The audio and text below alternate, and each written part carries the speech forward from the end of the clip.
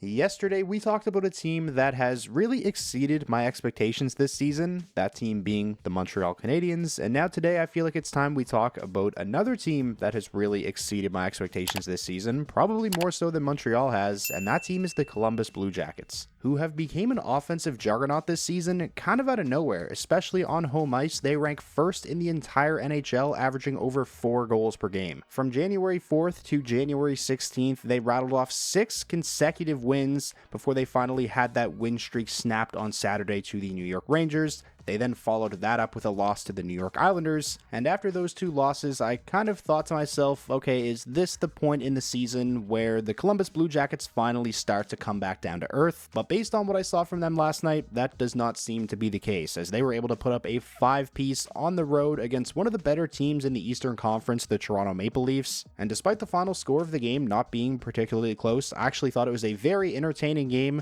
The first period was especially eventful. We kicked things off with a heavyweight tilt between Ryan Reaves and Matthew Olivier, which was probably one of the best fights we've seen all season long. And then a little over 6 minutes into the first period, we had this happen. Yes, your eyes are not deceiving you. That is Austin Matthews holding Elvis Merzlikins' stick and looking like he intends on using it. Now, the whole reason Matthews found himself in this situation is because Elvis Merzlikins, who had dropped his stick, held Austin Matthews' stick, took it out of his hands, started using it, so then Matthews probably figured, all right, screw it, I'm picking up your stick and I'm going to use that. Funny enough, both Merzlikins and Austin Matthews would receive 2-minute minors here. Austin Matthews' 2-minute minor was labeled under illegal equipment, and then Elvis Merzlikins was just 2 minutes for holding the stick, a penalty that was served by Voronkov. This whole situation reminded me of when Bobby Ryan scored with Mikko Koivu's stick back in 2010, and to celebrate, he just held up the stick, kind of showing it off. A stick that, by the way, was left-handed. Bobby Ryan is a right-shot player.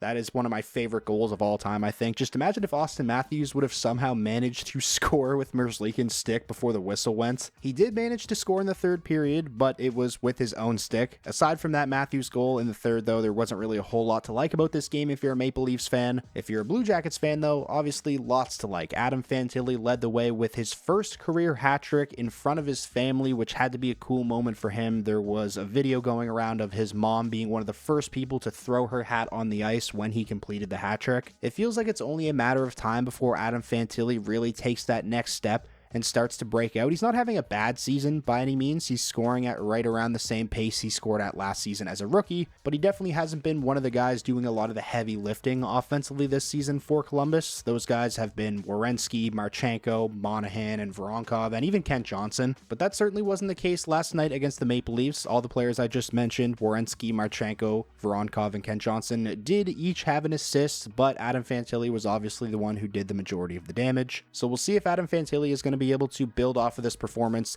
and really become a dominant offensive force for the Columbus Blue Jackets. This victory over the Maple Leafs put the Blue Jackets back at 5 games over 500 and put them back in a wildcard spot as they surpassed the Montreal Canadiens, although Montreal does have a game in hand and is slightly ahead of them based off of points percentage. These recent runs by teams like Columbus and Montreal has definitely made the Eastern Conference wildcard race very interesting. At this point, things are still relatively wide open, and it should make for a very exciting second half of the season. That's about all I got for this one, though. Let me know down below in the comments who are the 2 teams that you guys think are going to win the wildcard race in the Eastern Conference. If you made it this far in the video and you ended up enjoying yourself, please remember to leave a like. It's the best way to let me know that you enjoyed, and it does actually help out the videos a ton. Subscribe to the channel if you're new and you want more NHL content just like this, and I will talk to you all again soon.